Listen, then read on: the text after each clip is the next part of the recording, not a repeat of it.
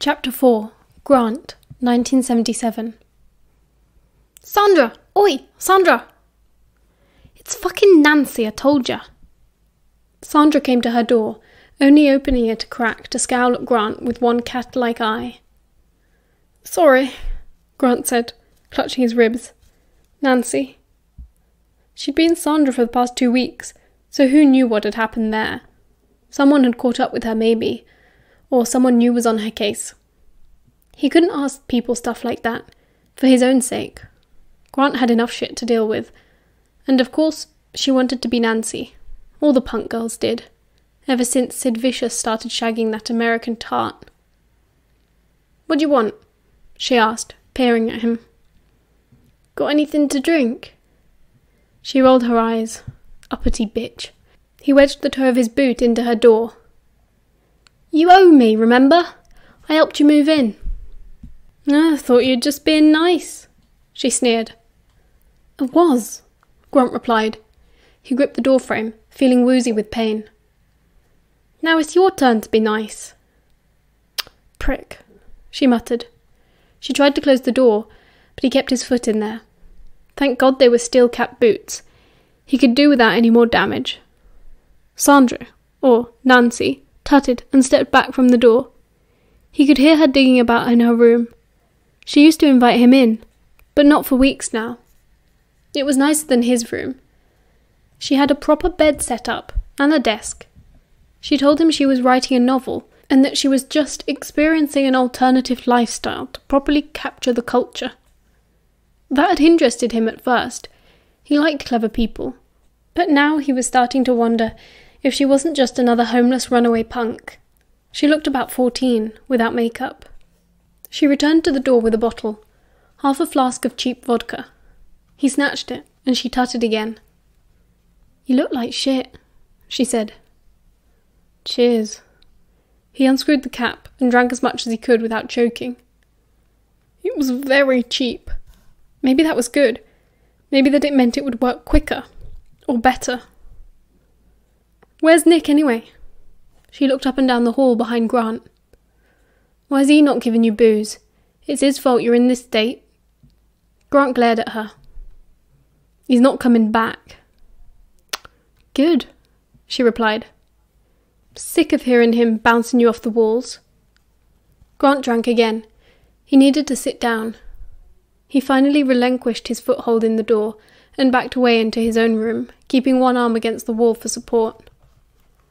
Cheers, Nance, he muttered. That's not medicine, you know, she called.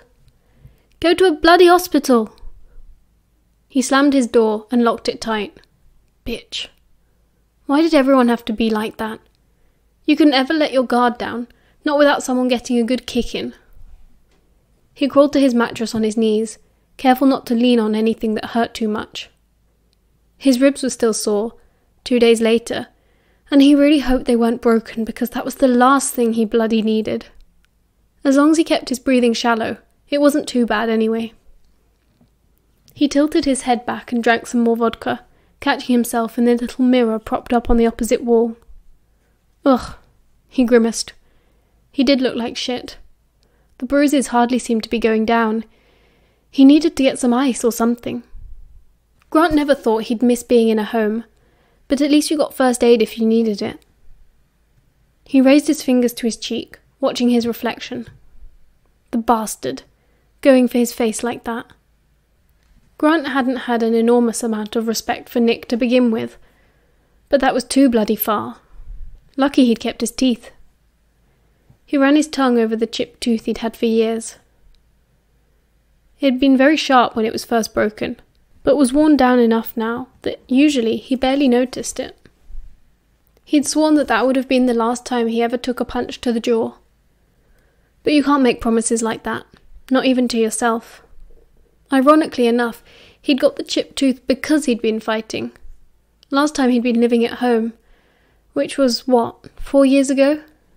He'd already stopped going to school by then, because he couldn't stick the teachers, or the other kids. Bunking off meant he didn't have to deal with the teachers anymore, but the other kids didn't forget about him.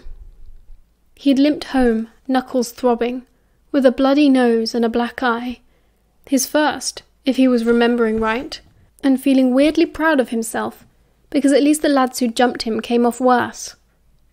Grandad met him at the door, smoking his pipe. "What happened, boy?"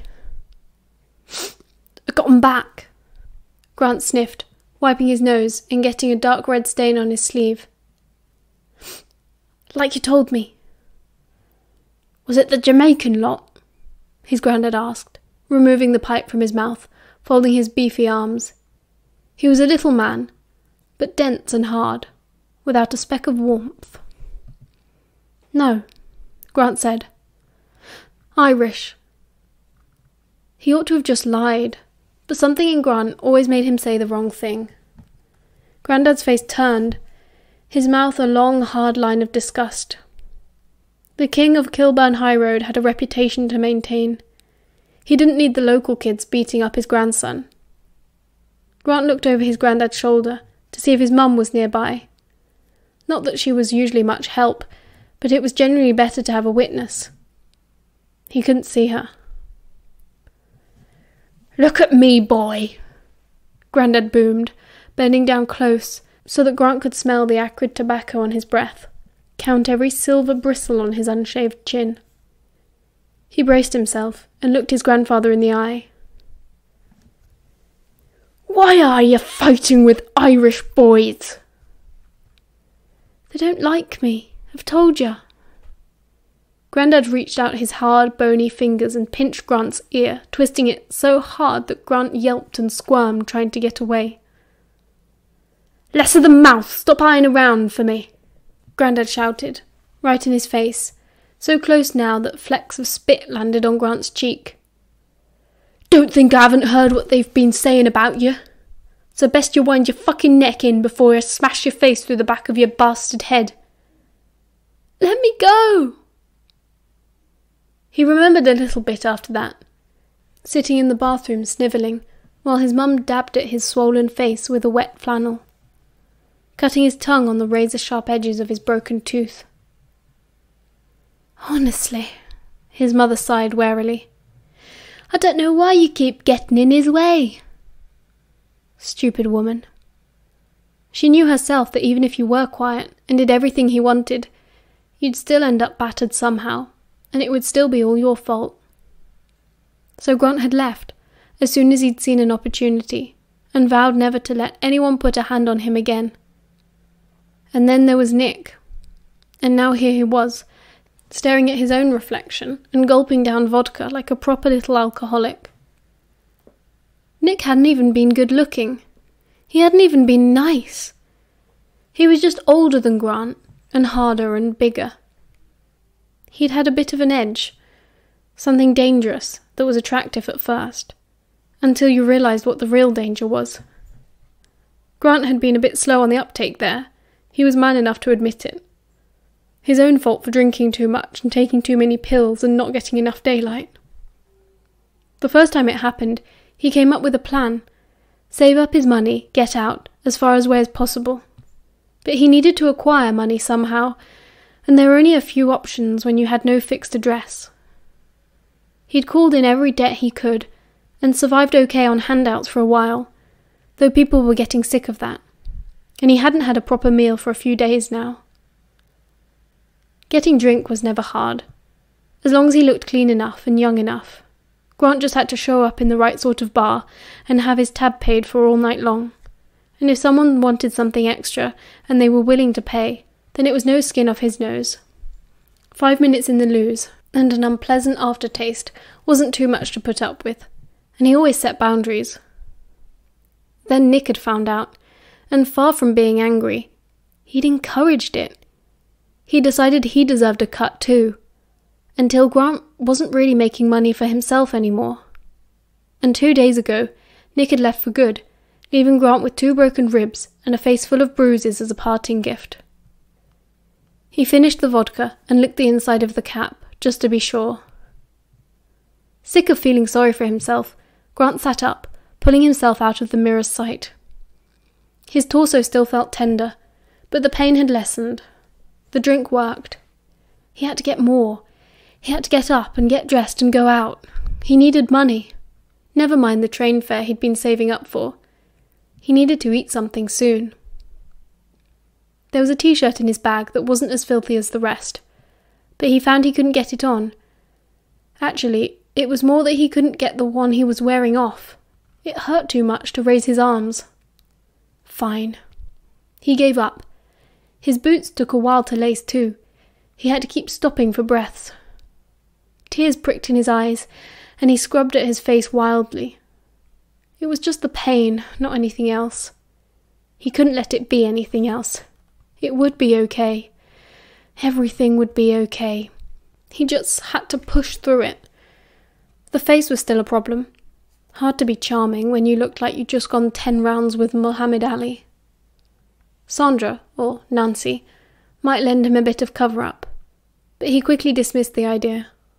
It would be 10 times worse if he got caught alone somewhere with makeup on. He decided to head for the nearest peep show cinema. They were nice and dark, and the films usually did half the work for him. There was one only a few streets away, which took Grant a good 20 minutes to get to. Even then he had to find a way to sneak in, because no way he was spending any money on it. The darkness was something of a relief after the busy West London street. It was quiet too, except for the film, which must have just started because most of the actors still had their clothes on. Grant sat at the back for a little while to recover from the journey and to scope out the clientele. They were all the usual types, late 50s, raincoats, a few of them balding. A familiar queasiness rose up in Grant as he prepared himself for the challenge. Honestly. And people had the gall to call him a pervert. The first actress got her tits out, and Grant peered around, a bit more shuffling about, and a few of them fumbling in their laps. He got up and sauntered down the aisle casually, coughing a bit so they knew he was there. Most of them ignored him, fixed on the dolly bird on the screen. A few of them gave him a longer look than they knew they ought to. He picked one, and went just to sit a few seats away from him. It was a game, like fishing. Though, to be honest, Grant had never been fishing. You had to pretend you weren't up for anything, because otherwise they got too nervy and backed off. He watched the film for a bit, stretching out as far as his various injuries would allow, letting his fair hair catch the light from the projector. The girl in the picture was blonde too, which might work in his favour. She had horrible lipstick on, pinky orange and garish, forming an ugly wide O as she moaned and whimpered. The man who'd been watching him moved, now sitting right beside him. He stank of pipe tobacco, and Grant almost threw up. "How much?" Grant turned his head and smiled coyly. He needed to get really drunk. Oh, Jesus Christ, he needed to get so absolutely twatted that he wouldn't be able to see clearly for days. Fuck the train fare, fuck Brighton, fuck a broken heart. Grant staggered from the back doors of the cinema, feeling worse than he'd ever felt. When you're at the bottom, no one can hear you shouting. That was something Nick liked to say. Justified everything he did, somehow, being marginalised. Grant felt like saying, "I can bloody hear you." But there was no point trying to be smart.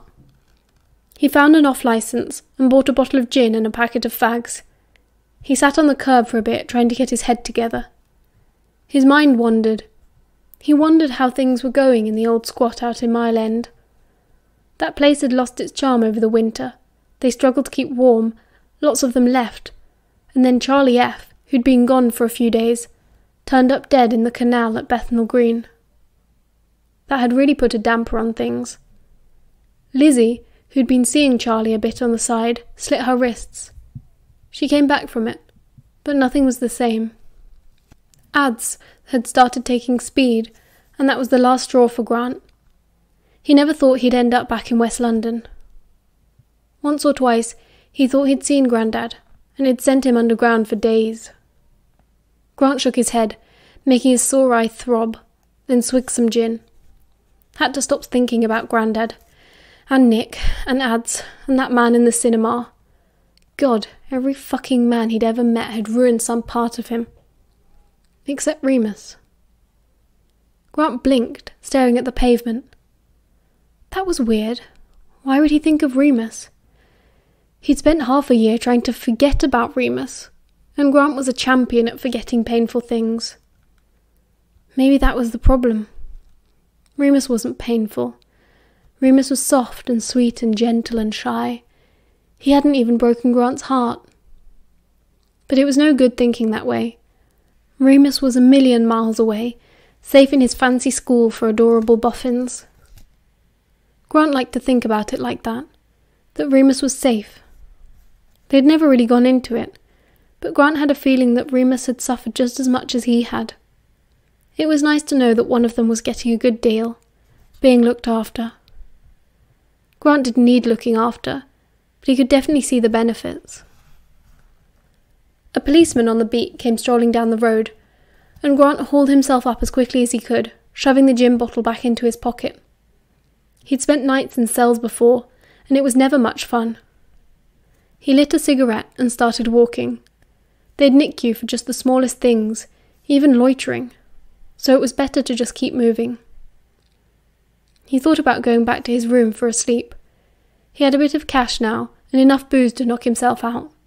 He wasn't even that hungry anymore. He reached inside his jean pockets instinctively for his keys. Fuck. They weren't there. Grant bit his lip hard to stop himself from screaming. They must have fallen out in the theatre, and he could hardly go back now. Fuck. He kept walking, clenching his fists furiously, mad enough to spit. Just one day, just one bloody day without a disaster, that's all he asked. He could sleep rough, he'd done that a few times, and at least it was warm out. He could go back and see if Sandra/Nancy would let him stay with her.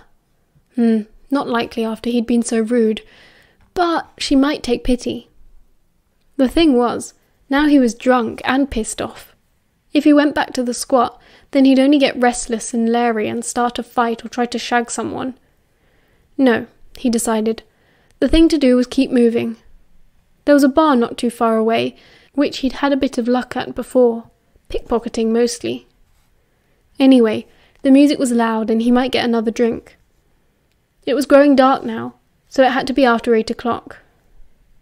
It took him a long time to get there. He might have got lost a few times. Things looked the same, and he kept losing bits of time, like sleepwalking. In fact, he didn't even realise he was outside the bloody place until someone yelled at him. A group of blokes were standing outside, trying to look threatening. It worked. They all looked a bit like Nick, bulky and bald-headed. Grant tried to sidle past them quickly, but he was too obvious about it. "All right, Lola?" one of the bigger men said. They all cackled like a bunch of old ladies hanging out washing. Grant sneered. Wasn't even an original fucking joke. He'd been called Lola by various tossers ever since that bloody Kinks song. Very fucking funny, that. And it didn't even make sense, because Grant never did drag. He liked being a bloke. Okay, he had tried on a dress once as a laugh, but that didn't count. He supposed you could get called worse things. He ducked his head and started down the stairs. Inside, it stank of fags and beer and BO. Fucking punks. Still, it was dark and anonymous, and no one looked at him. The band was loud and ugly and awful, and they all looked about 16 in ripped drainpipe jeans and denim jackets covered in patches and safety pins. When had rock singers stopped being sexy? Things got very wobbly after that. He definitely drank beer, but God only knew where it came from. He might have danced a bit. He might have talked to someone. Suddenly, he was squinting in the dank light of the bathroom, being yanked up by the elbow and dragged through the bar by a bouncer. He tripped and stumbled up the stairs, twisting his ankle, but the man dragging him didn't care. He gave him a final shove, once they were at street level. "Leave, you fucking Nancy boy!" Well, he had no idea what he'd done, but he knew when he'd overstayed his welcome. He bent his head again, hands in his pockets, and walked away quickly. Christ, he was pissed. The pavement warped and rocked in front of him. He felt queasy, and there was a sick taste in his mouth, but he had nothing inside him to throw up. "Grant!" Someone shouted his name. His first instinct was to keep walking, ignore it, because it couldn't be a good thing. Someone around here knowing his name. It wasn't like he had any friends. But the footsteps behind him got louder, and the threat grew closer, and he was too pissed to run. He turned around. Might as well get a good look before they did whatever they were going to. Whoever it was, they were bigger than him. Tall, but not brawny. There was a streetlight behind him, so it took a moment for Grant's eyes to adjust, vision blurring wildly. Those curls, that look of anxious concern, those lovely pink lips. Remus bloody Lupin. Grant really thought about feelings, at least feelings he had. He'd spent so much of his life butting up against everything everybody else thought about him that he rarely bothered with introspection. But he was ashamed of the way he acted that night. The thing was, Remus was the very last person in the world he expected to see, and as soon as Grant clapped eyes on him under that golden yellow streetlight, he felt so incredibly relieved that it shocked him. Grant was not a religious person. Fuck that bollocks. But in the depths of his addled state, Remus Lupin looked just like a bloody angel. And then, very quickly, Grant's relief washed away, and was replaced by utter shame. Here was this kind and sensitive boy, who had always looked up to him. And now what was he? He couldn't even stand up straight. Oh, Jesus. And Sirius. Honestly, what kind of mad hippie name was that? Lurking behind Remus the whole time, gorgeous as a film star and reeking of money and privilege. Maybe it would have been all right if it was just Remus. But Grant could not help but see himself as Sirius must. Completely pathetic. So he was rude. He couldn't remember anything he'd said, but he remembered being a pain in the arse. And Remus just took it and fed him, because Remus was lovely like that. Somehow, they'd both got him back to his room, and maybe they'd picked the lock, or he'd forgotten to lock it in the first place. But when Grant woke up, he was safe and comfortable on his mattress. He frowned and blinked. The room felt warmer than usual. Despite the memories from last night, rushing back to him like a horrible disaster film trailer, he felt weirdly better. His face wasn't hot and tight, and it didn't hurt to breathe. He wasn't hungry. He was relaxed for the first time in weeks. Turning his head, he caught sight of Remus and Sirius, sleeping in the opposite corner. God, they were both so beautiful, like a pair of statues. Peaceful and young and in love. Grant felt a dreadful pang. His ribs had stopped hurting, but his heart was still a blister in his chest. Remus began to stir slowly. Grant watched him, feeling the buzz of excitement in his spine that he always got when he was about to talk to Remus. Remus's nose wrinkled, then he opened his eyes. They fell on Grant almost at once, and Grant smiled. "Morning," he mouthed.